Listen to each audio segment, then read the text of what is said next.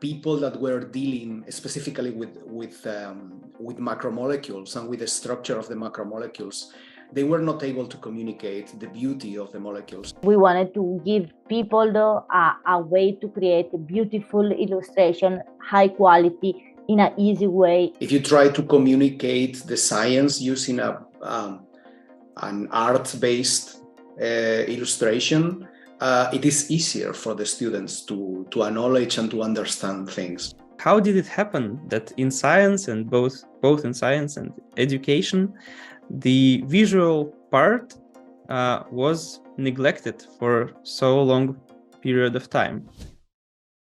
Hello guys, thank you very much for coming. It's a pleasure for us.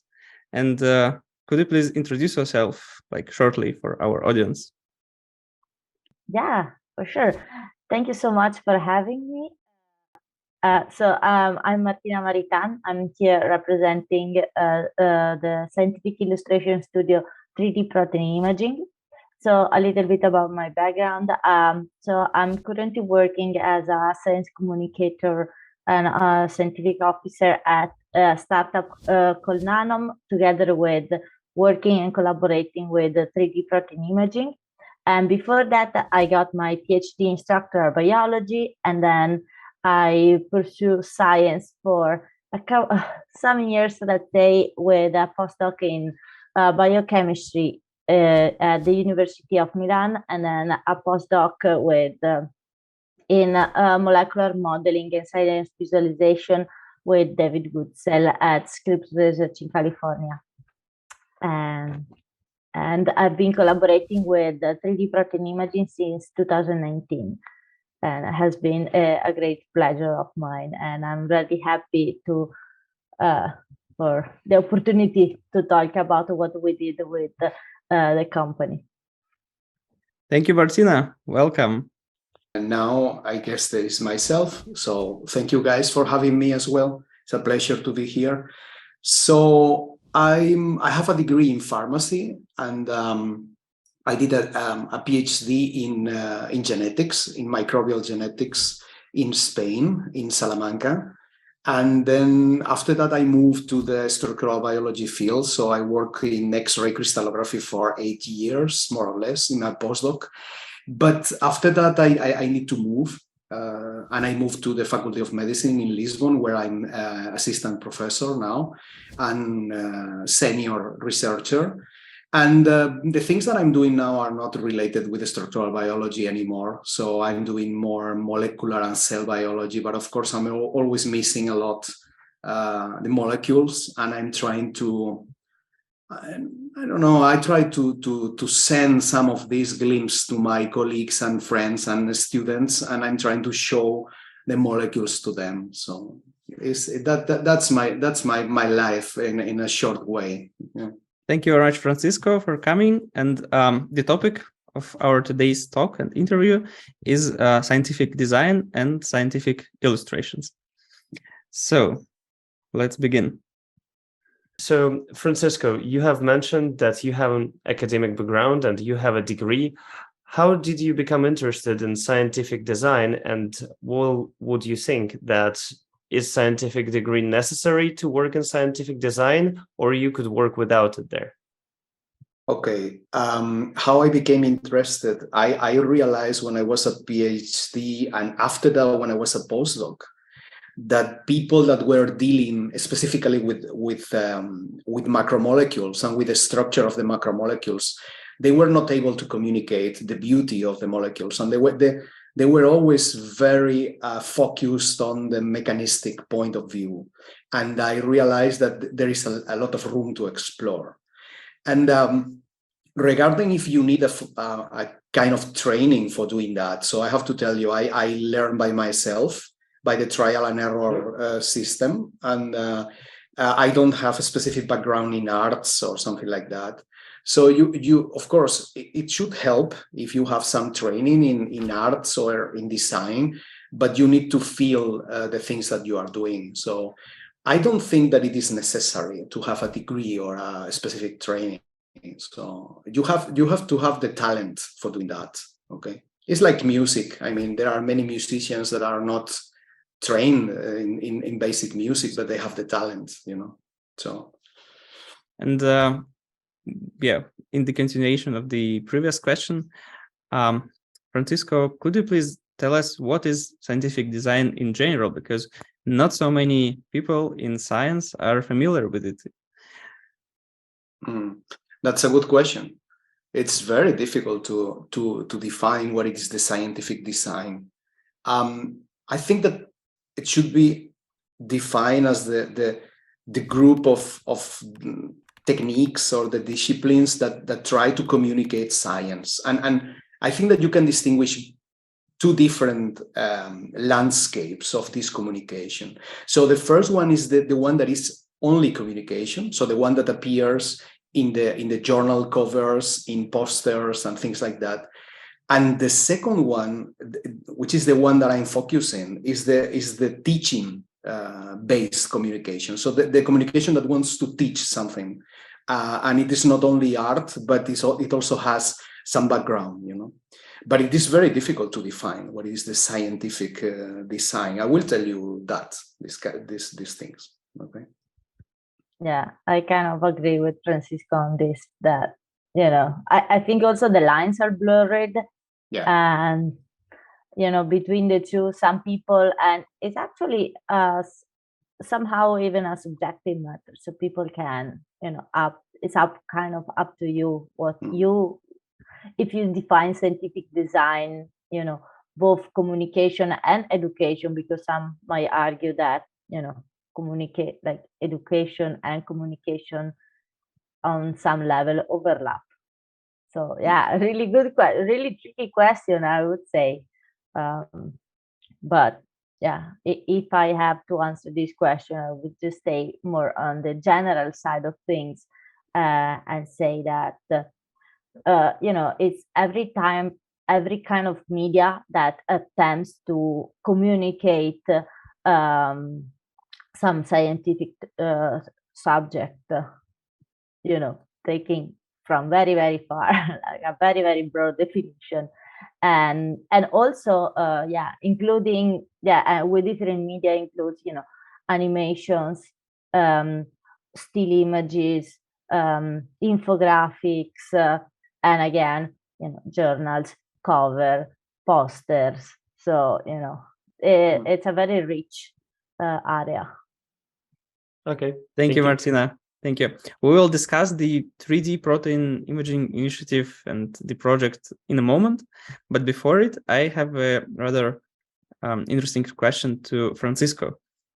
You mentioned that you use the scientific illustration to communicate science and for teaching purposes.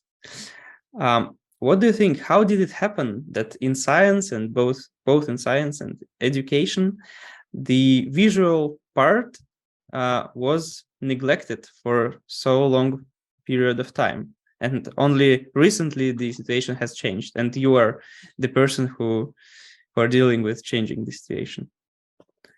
This is because scientists are very boring, So this is the only answer to this question. I mean, scientists are not very worried about how to present the data. And sometime I listened my father a long time ago saying that the only difference between a good job and an excellent job is the way how you present it,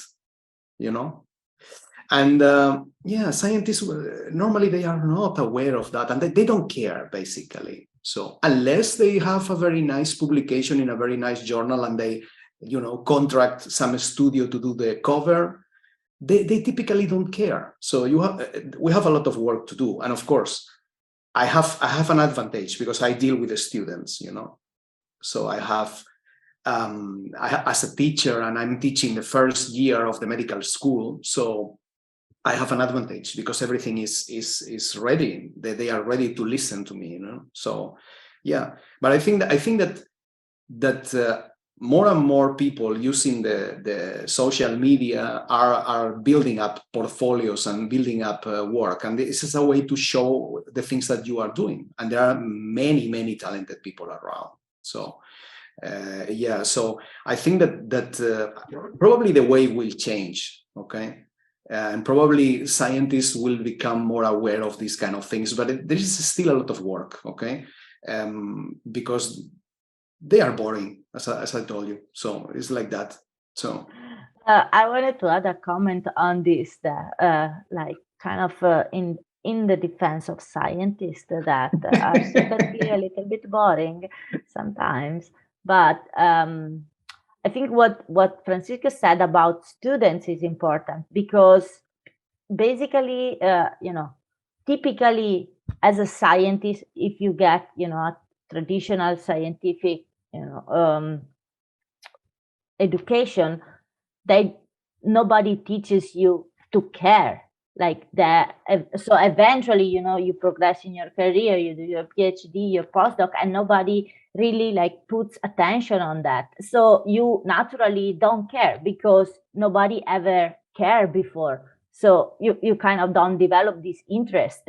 And so I think it's more of a flaw in the way we teach new scientists in general, how to approach like the final part of their work, which is communicating what they did, and together also with a little bit of a technical problem, because for many years, scientists only used even PowerPoint to make their figures, and it's not because only scientists are boring, but because there was no accessibility to easier tools.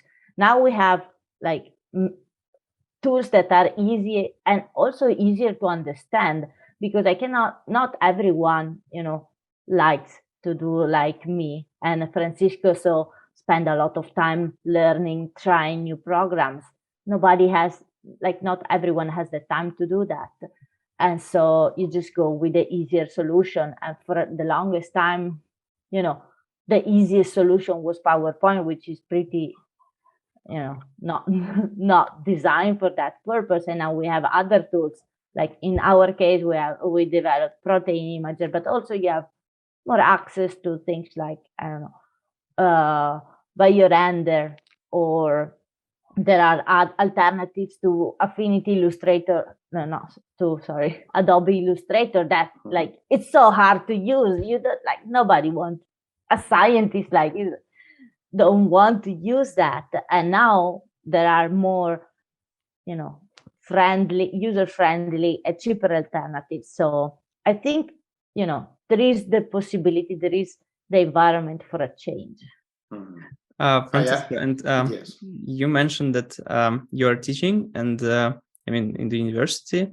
And have you ever seen how your experience in scientific illustration, how your nice figures, charts, graphs, I don't know, like illustrations, how they have significant influence on the understanding of your students, how it changes it?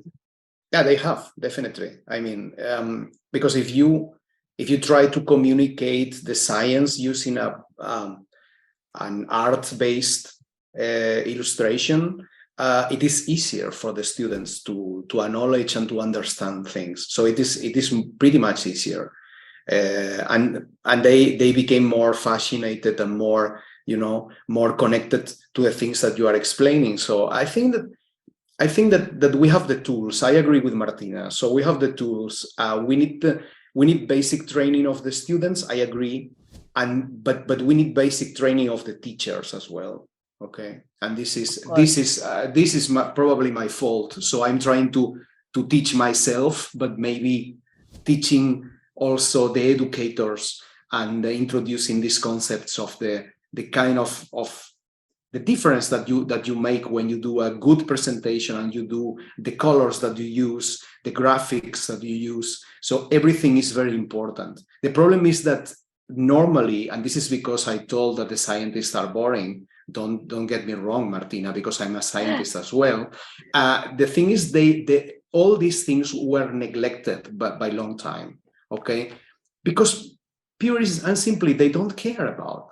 So they don't care about the colors and the palette of the colors that they use in a graph. So even in good journals, you see such horrible illustrations. I mean, that they say, come on.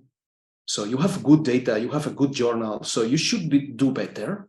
And I mean, yeah, we have a lot of things to do. We have a lot of things to teach, I guess. Yeah.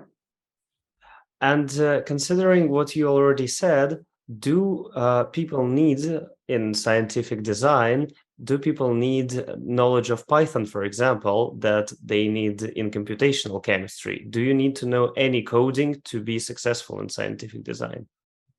By the way, I'm not successful. Okay, so I'm just a beginner in the area.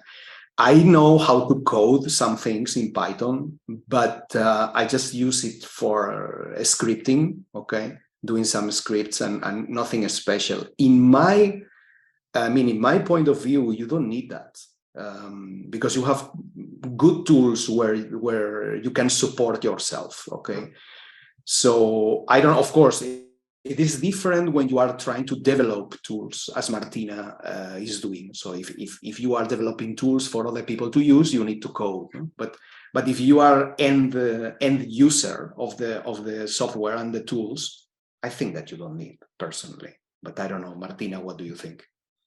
Yeah, no, I 100% agree with everything you said. You don't, like, as an end user, as like an illustrator, you don't need to know coding.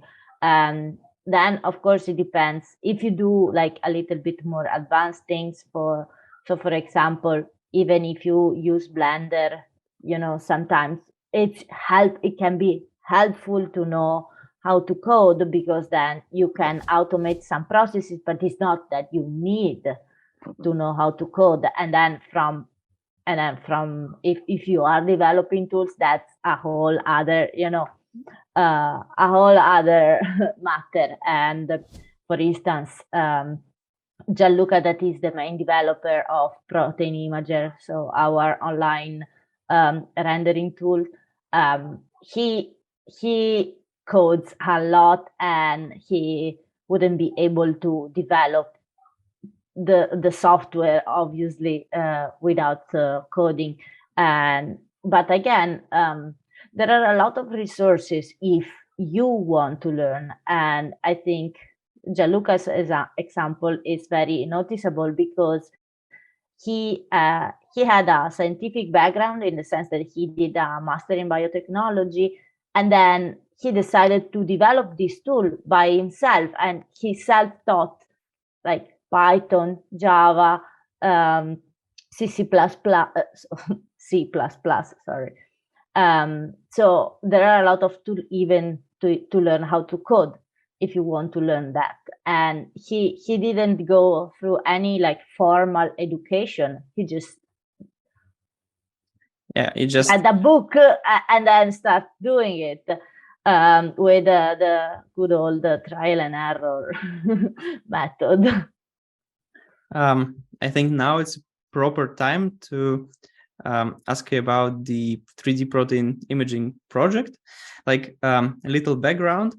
I'm also a computational chemist, not also, but I am a computational chemist, and I really love this project.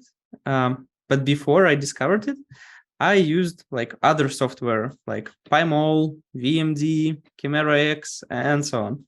So, and I guess everybody in the industry and also in the field, they are aware of the most important software. In this sense, what was the motivation to create 3D protein imaging? What are the key differences to already existing software which are available? Some of them are free also. And what are the tools and features that we should await in the nearest future? I want to sneak a peek. Nice. Thank you for this question. So I want to ask a question back. How easy was for you to learn how to use p.1? p.1 was much better than VMD, to be honest. I really like it. But would you say it's easy or fast? It's not so easy. So it depends on the purpose with which you use it. So for my purposes, it was somehow easy because it's not really high level. But I guess to produce nice images, it was much more complicated. And even more hard is to produce animations and videos with it. So I ask you this question because this is basically the answer to the question you asked me. So why we develop Protein Imager? And the answer is because basically we wanted to create a product that allow even beginners to access an easier access to molecular renderings, because you know, I really love PyMol. I'm a fan of PyMol, and also I appreciate Camera and other tools, but those tools were designed with a very specific purpose of being used also to do a lot of analytics, to even do scripting, because you can do scripting in PyMol. While Protein Imager had somehow a slightly different goal that is mostly based, I would say the main output is to create images.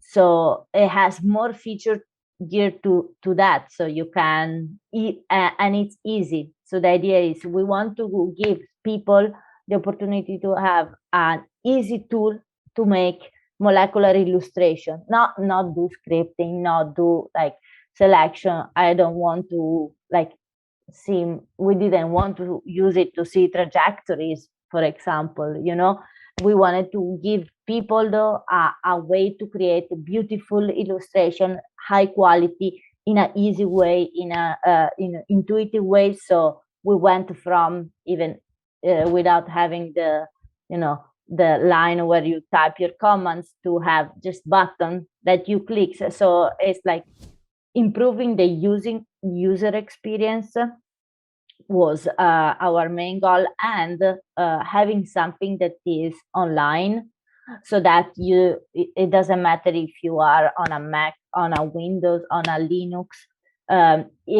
you will be able to access Protein Imager, you know, despite the devices that you are using. And for the feature, I would say the main feature is an updated interface. So now, you know, I would say what is available is maybe the biggest second iteration of the user interface that we have been going through. And we are working on, and specifically De Luca is working on a more, again, a better, easier user interface that allows you to better select, to do selections in an easier way, and also faster rendering capabilities.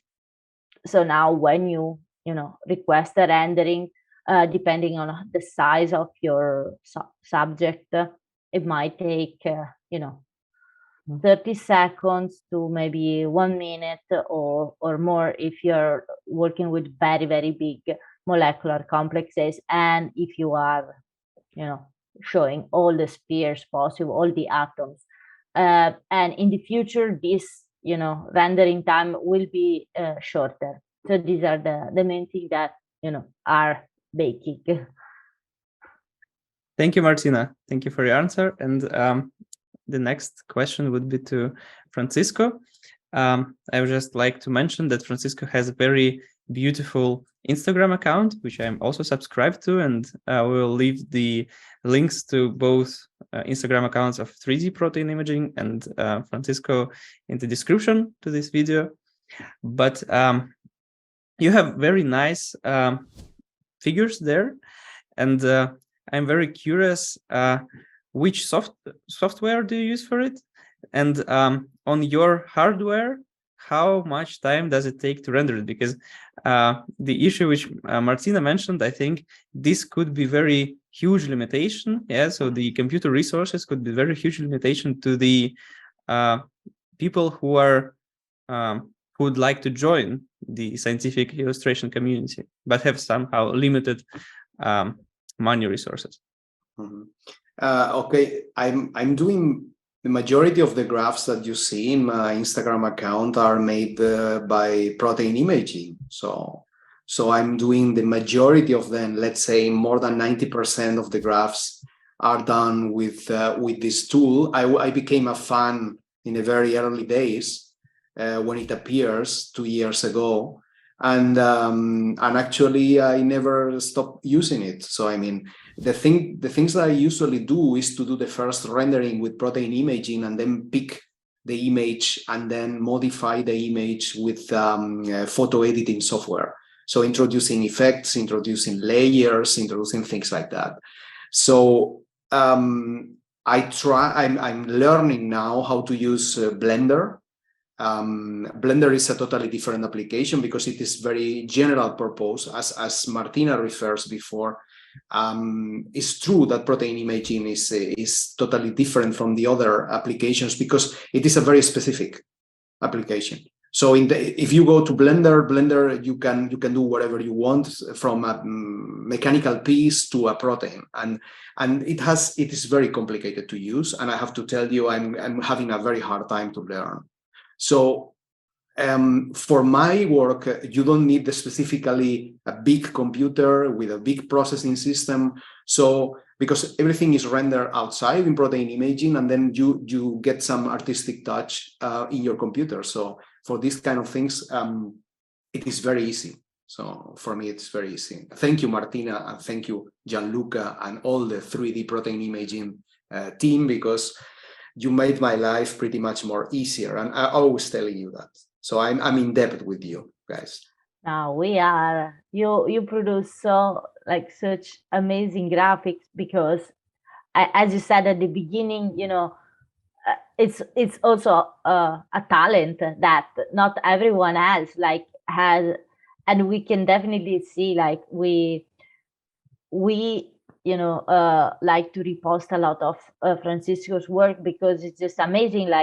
You can really tell he has a specific touch and a very personal style, and is I would say is natural. And we had the privilege to see, since he has been a user for quite a long time, we have had the privilege to even see his artistic development, and it's great to see that he keeps trying new things. He keeps, that is just amazing. The creativity that puts in every single piece.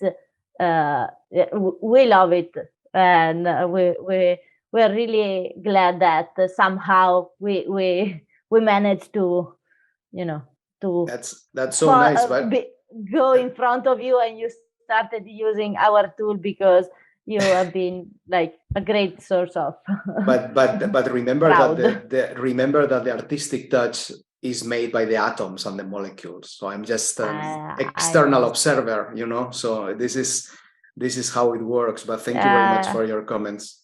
It's true, but there are also a lot of beautiful structure in paper that have awful images.